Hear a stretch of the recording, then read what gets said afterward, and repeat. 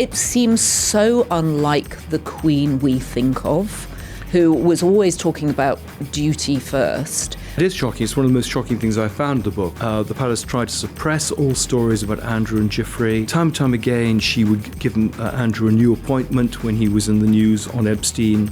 She just had a complete blind spot.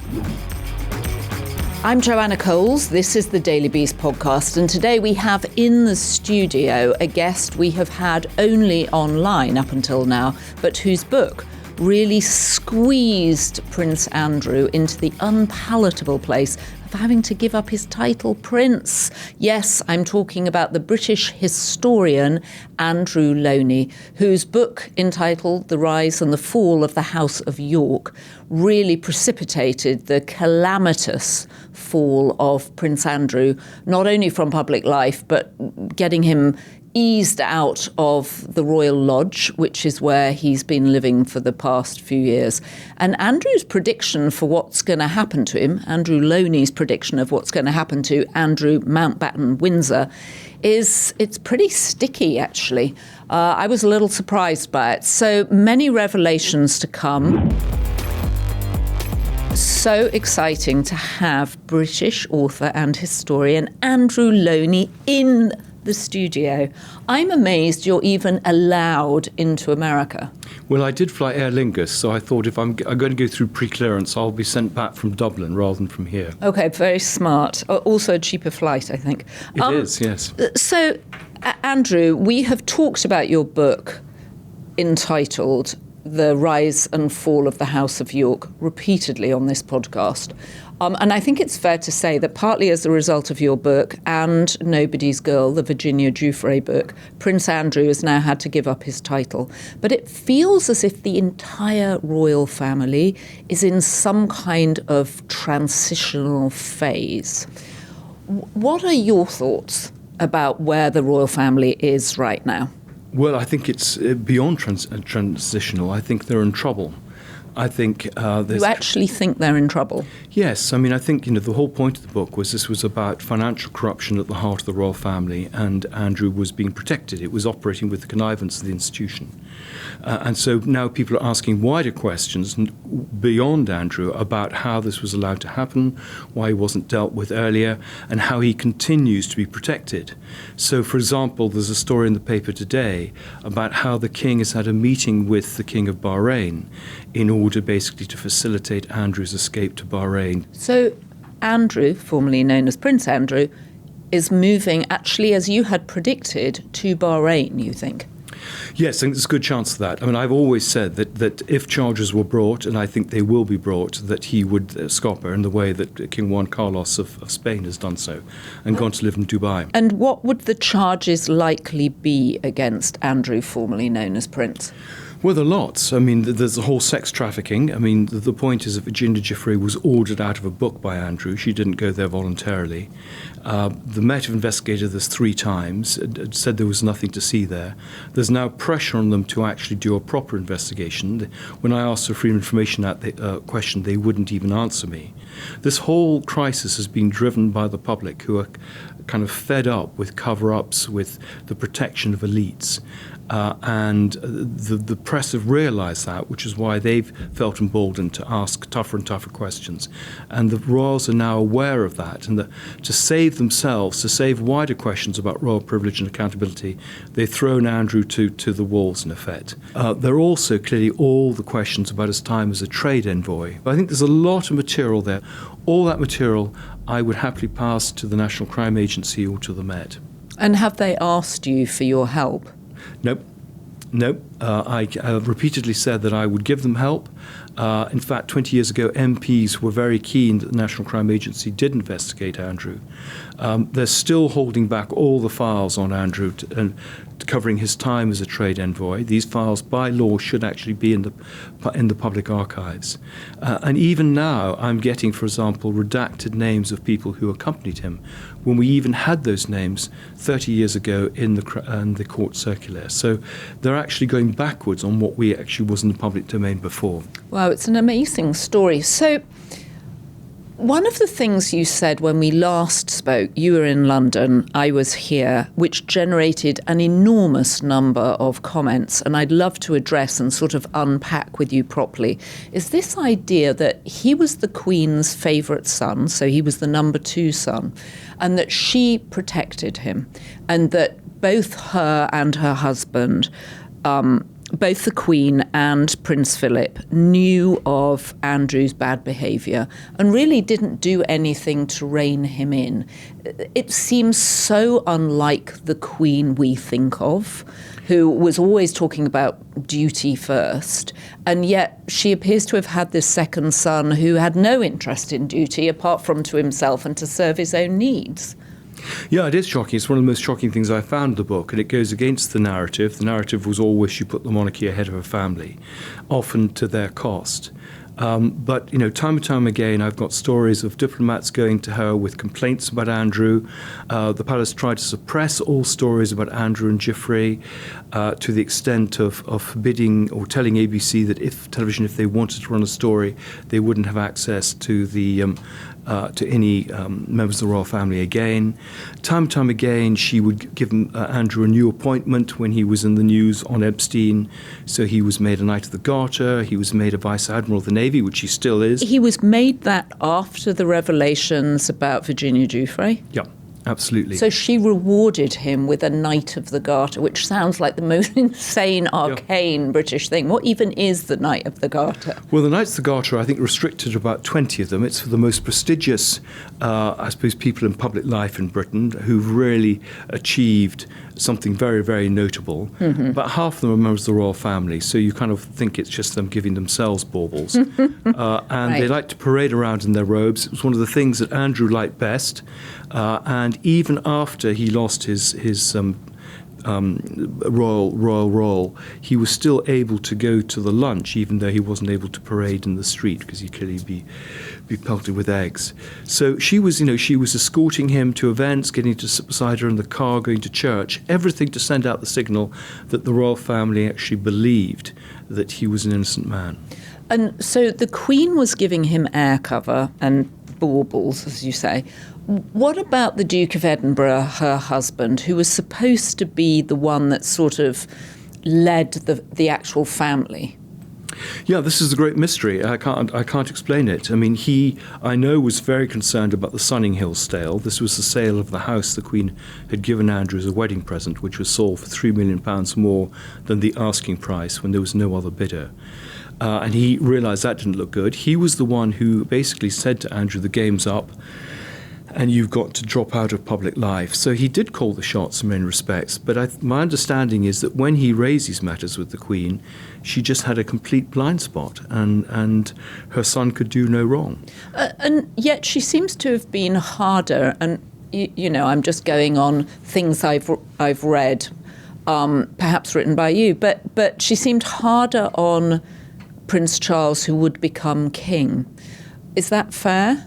Yes, I mean, I think, and Philip was certainly very hard on Charles. I mean, it is a very odd scenario where, I suppose they had higher expectations of Charles and they kind of let Andrew do what he wanted. And this goes right back to Andrew's sort of childhood, where there were no barriers. He didn't have to follow the rules.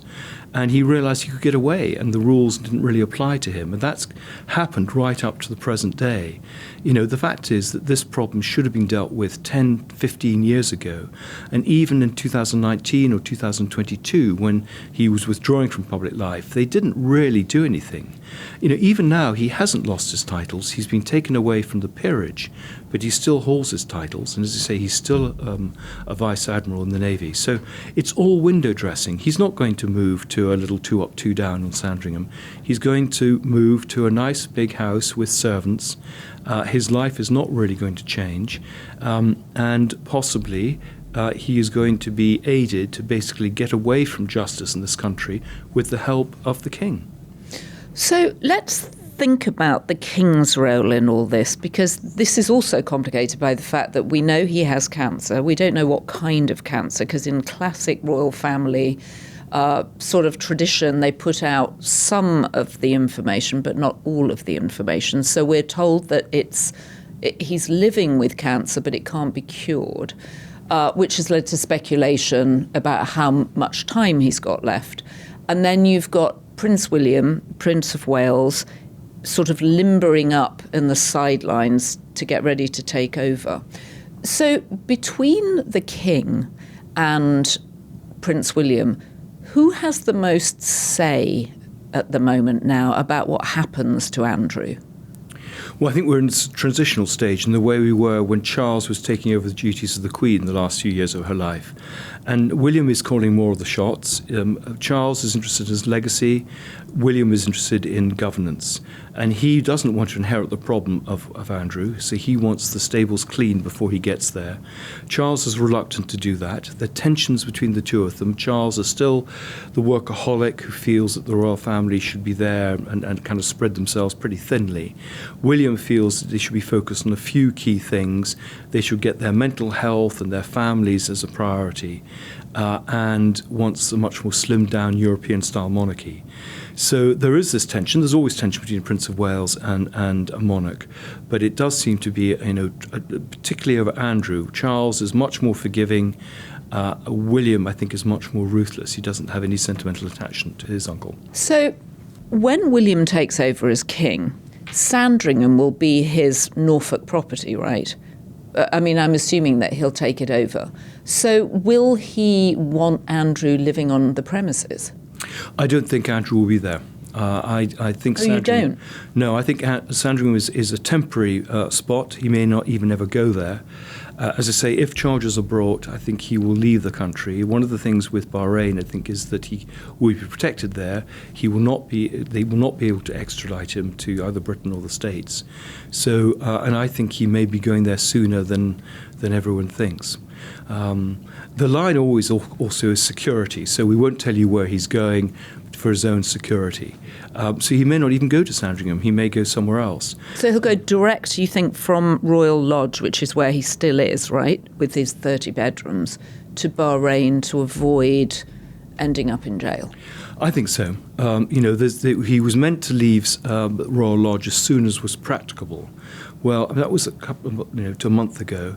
There's no sign that he's going to move any time until sometime next year. I suspect it will be quite late next year.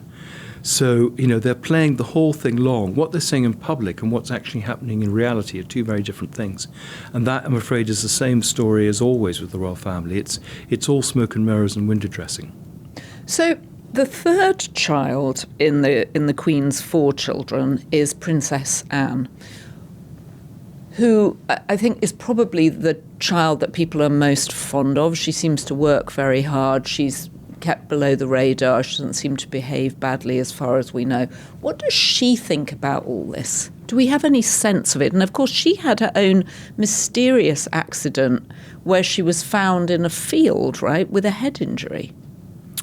Yes, well, I mean, so much we don't know, and this is why, everyone is calling for greater accountability about, not so much health, but certainly on financial issues.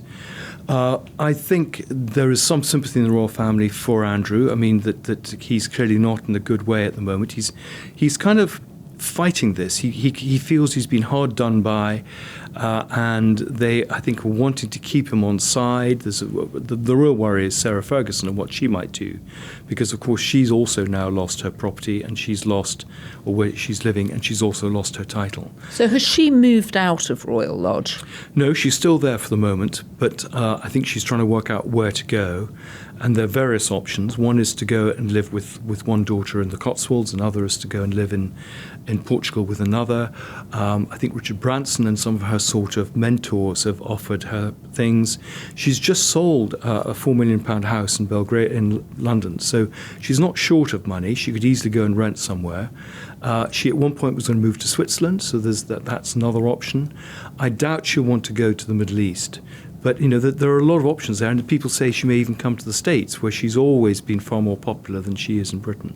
I mean, this is just the most extraordinary story, to think of the British royal family sort of imploding like this, and the Queen's favourite son being banished to the Middle East to avoid legal proceedings, and his ex-wife threatening a tell-all. Do you think they continue? Is there actually a sort of sense now, a drumbeat almost in the UK for a proper republic? I think that this is probably the most dangerous moment in royal history since the abdication and perhaps before that. And that would be the abdication of Henry VIII, of Edward. Edward VIII in 1936. Sorry. Yeah. Or December 35. That was because of Wallis Simpson, who he wanted to marry, but she was divorced, so that meant he had to give up the throne if he wanted to marry her, which he did. Yeah. Yeah. So, I mean, I think it is a dangerous point because I think what we're seeing here, as I say, is financial corruption within the royal family, people asking much wider questions about the opaqueness of their finances, which they don't want to answer. We've got, actually, they're running out of people to man the fort. Harry and Meghan are off. Andrew and Sarah Ferguson are out. I think the only ones under 60 now are basically the Prince of Wales and Catherine. The children are clearly too young to have any role. So this plays to the argument of concentrating everything on the direct line of succession and only those in direct line of succession having titles. So that would mean Beatrice and Eugenie would also lose titles. I mean, this is another whole area of the debate. What's their future? Are they compromised by their parents' activities? And this is Andrew and Fergie's children, Beatrice and Eugenie. Sorry, yes, who are in their late 30s, married with children, but there are lots of stories about them doing business off the back of their parents' contacts, particularly in the Middle East. They've been told to basically rein in their activities and that there should be some sort of audit of who they're dealing with, which they've refused to do, which in itself is quite revealing. So we've got them. So I think the likelihood is that when William comes to power, and I think it could be much sooner than people realise, that all of them, Eugenie, Beatrice, Harry, Meghan, and their children, will all lose their titles. It will move to a much more simple, European-style monarchy. We saw this the other day with William's interview with Eugene Levy. There he turns up on a bicycle. All this was very carefully, it's a very carefully calibrated PR campaign. This is just another normal family. They live quite modestly. They're focused on their children. They dress in the sort of clothes that you would normally dress in. So that's the picture that's been sent out that William wants to present. It's not the picture that his father feels comfortable with. So that's where there's some slight tension. But yeah, things are breaking up, I think. The young can't relate to the royal family. There's terrific apathy. Republic, which is the anti-monarchist organisation, is feeling quite sort of strong at the moment. Polls have shown that levels of support have fallen from about 80 to 50% or less. And so they do need to sort of regroup and rethink what they do. And as more of these stories come out, not just about Andrew, but the questions now being asked about the king and cash for honours with him, other slightly further afield members of the royal family, Peter Phillips and Zara Phillips, and some of their sponsorship deals. And they're the kids of Princess Anne. Sorry, yes, the children of Princess Anne. So these are more grandchildren of the Queen, but who have got their own careers, but the worry is that their careers are slightly predicated on their royal status. There are other members of the royal family who've had independent careers. Lord Lindley, who's the son of Princess Margaret, who was the sister of the Queen, has got his own career. He's a chairman of Christie's. He's forged his own career. His sister is an artist, never gets in the papers. So there are members of the royal family who've dropped out. The famous occasion where many people in the public realised what Andrew and Sarah were like was the Duchess of Kent's funeral a few months ago. And the Kent family, again, have forged a very independent line outside royal circles with their own careers. And the Duchess of Kent had left royal service and was just a music teacher in outside London. So it can be done. I think the worry is when they try and monetise their royal status. Right, which is, of course, what Meghan Markle wanted to do, and Harry with their Sussex seal, and the Queen told them that they couldn't do it. Can we just, for those people who haven't seen the photos from that funeral for the Duchess of Kent, I mean, Tom Sykes, our royalist columnist, had a series of those photos which were fantastic, but can you quite describe them for people? I mean, because they all looked absolutely at daggers, didn't they? I mean, the photos told an amazing story of animosity. Yeah, yes, it was like watching the Kremlin or something. It really was. It's the background is the Duchess of Kent had a funeral. I understand that actually Andrew and Sarah weren't even invited, but turned up. They were given an armed escort from Windsor, which someone must have provided, though they were not working royals. Instead of going in the side door, they went down the middle of the aisle at the cathedral and sat in the front row. And then instead of slipping out quietly out of the side... Wow, they sat in the front row? Yes, when the relationship is that Andrew's mother is a cousin of the husband of the woman who died. I mean, it's not a particularly close relationship. Okay, hold on. Andrew's mother. So the Queen was a cousin of the Duchess. So her cousin was the Duke of Kent? Yes. Okay. Yeah. But when they come out and everyone is paying their respects to the hearse, Andrew and Sarah are treating it like it's a cocktail party, wandering around, chatting to people, trying to get themselves into the photos to show that everyone loves them. A little bit like a kid at school who wants to sort of cozy up to the prefects. There was a lot of pick-me energy, I thought, in it. Yeah. They were, I mean... And also William was there and looked like he didn't want to talk to them at all. You could see Andrew trying to engage him in conversation and William looking away or barely muttering a word to him. Yes, I mean, they were all trying to pay respects. The hearse was about to leave. It was a solemn moment. And then cheeky chappy Andrew comes and wants to make conversation. Right. And you're absolutely right. William totally ignores him.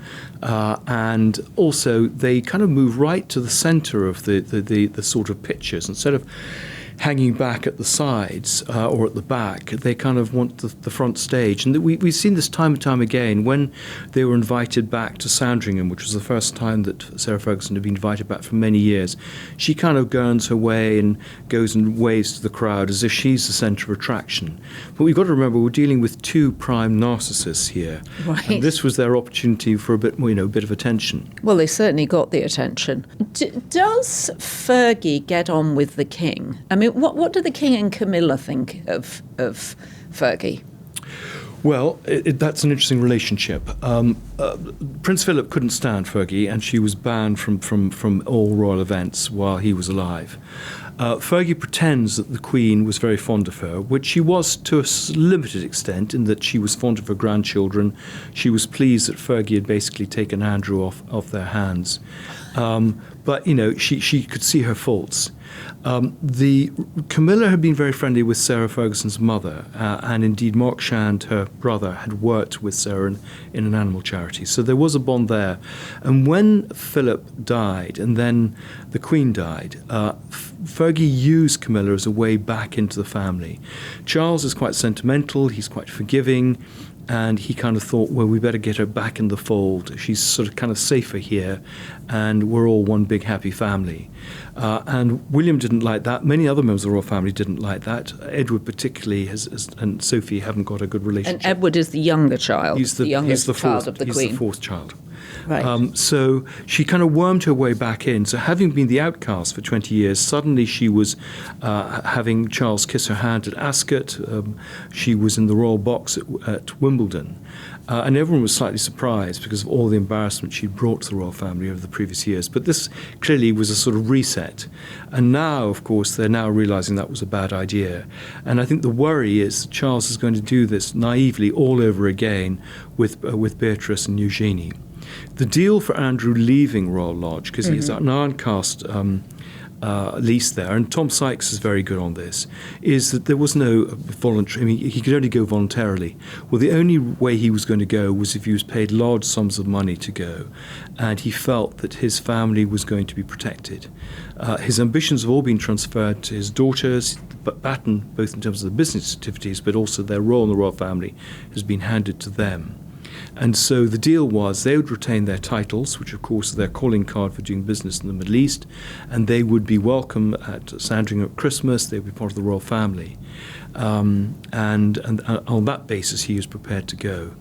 And that's what Charles is trying to maintain, to allow that to happen against opposition from other members of the royal family. So Charles, in a way, has inherited his mother's ability to protect certain members of the family. I just wanted to go back to one thing you said, that Prince Philip really didn't like Fergie and didn't want her around. Is that because the first line of your book, entitled, says that he had an affair with Fergie's mother? Yes, he did have an affair with Fergie's mother, which, no one... A very arresting first line of the book. Well, it must be interesting psychologically if you're about to get married to someone whose mother has slept with your father. That must be slightly unusual, and maybe not. Father-in-law, whose mother slept with your... Well, but the two of them together. So Andrew's I see what you mean. Yeah, it's a bit weird, but yeah, absolutely. No, I think Philip. The reason that Fergie's father kept his job as polo manager to Charles was because he clearly knew a lot of the secrets and was prepared to keep quiet, in the way that, for example, Andrew Parker Bowles kept quiet about Camilla's relationship with Charles. It's all kept very much within this little tight circle.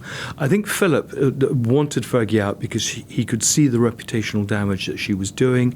She didn't feel she was good for her son. His son, he couldn't move on in his life. He could see how she was capitalising on her royal position. He didn't really like her. So I don't think it was back to the mum. Although maybe every time he looked at her, he just thought of her mum, Susie Barantes. Well, he did. He kept in touch with Susie Barantes. I mean, whether there was still a sexual relationship, I don't know. But on the night of the fire in 1992 at Windsor in November, which was actually his wedding anniversary with the Queen, he was with Susan Barantes in Argentina. So that relationship or that friendship had continued. No, I think they could separate it, but I think he did know that she was trouble. And Charles, I think, was just... Fergie has this great ability to manipulate people and to worm her way back and to reinvent herself. And she's done it 3 or 4 times in the States, and people fall for it. And I think members of the royal family had fallen for it with, time and time again. Wow. It's just, it's such a soap opera. It is. It's just an extraordinary soap opera, and it keeps people, I guess, amused, but it must be painful to be a member of the royal family and be living through this. So final question, Andrew. I mean, everybody says that the most popular member of the royal family is Kate Middleton, or Princess Kate, Princess of Wales. How is her health? I mean, she looks painfully thin whenever you see her, but people clearly love her, and she seems brilliant and has the sort of Princess Diana touch with the crowds. We recently saw her accepting flowers from some people that had been outside somewhere where she'd been, and she was so sweet with them, and they'd obviously been waiting a long time. What do you know about her health and how she's feeling about being a member of the monarchy? Yeah, I just don't know about, what the state of her health is. I mean, I do know that she is, as you say, the most popular member. They're placing all their hopes in her. She's carrying the whole thing at the moment. She, in some ways, it needs a nice middle-class girl to actually show how it's done properly. They're putting a lot of pressure on the children. They're being forced to do royal duties, I think, much sooner than people realise, particularly George, because they want to show this sense of continuity, that they're here to stay, and because they are so popular. But yeah, she gets it, and I think both she and William have said that service and duty is the root of all they're doing.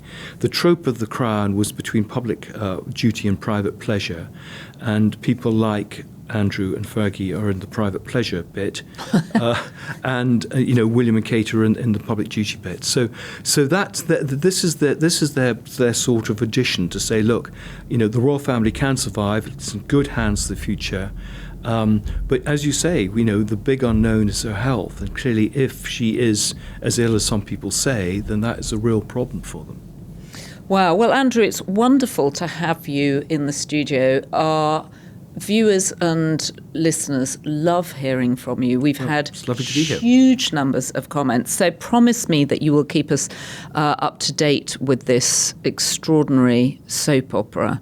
And, of course, the minute you hear that Prince Andrew, or Andrew, formerly known as Prince, as we should say, hops on a plane to Bahrain, you must call us and we must get a full debrief. We'll do a special Middle Eastern special. Exactly, with his palace. exactly right. I mean, King Juan Carlos is now living in Dubai, right? Because he helped himself to the royal purse and got hounded out. Exactly. I mean, the Crown Princess of Norway's son is on charges of rape. So, things have changed. The royals are no longer above the law. And I think that's what the public want. They want Andrew to be held to account. They don't want any more cover-ups. And that's why I think, he will face charges. Well, and he'll face the new updated version of your book, Untitled. Well, I hope so. All right, Andrew, thank you very much for coming in. So I'm just always bowled over by the revelations that Andrew Lownie has up his sleeve. And of course, during the first publication of his book, there were lots of things that he just couldn't say. Lawyers were on top of him. It felt just, you couldn't say this stuff. But now Prince Andrew is on the back foot. Now he's lost his title. Now he might be headed to Bahrain. People from the royal household, people from the FBI, people who've been investigating Andrew Mountbatten Windsor over the last years have come to him with all sorts of information. So I can't wait for the updated version of his book. As you heard, it's going to be called Untitled.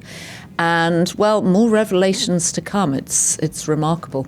If you have been, thank you for watching us. Don't forget to subscribe to this podcast. We're almost at 500,000 subscribers on YouTube. So please help us, just tip us over the edge. We would be very grateful. Leave us your comments for Andrew Lownie for the next time he comes on. We really do read them and look at them and think about them. And don't forget, it's very important, be Beast.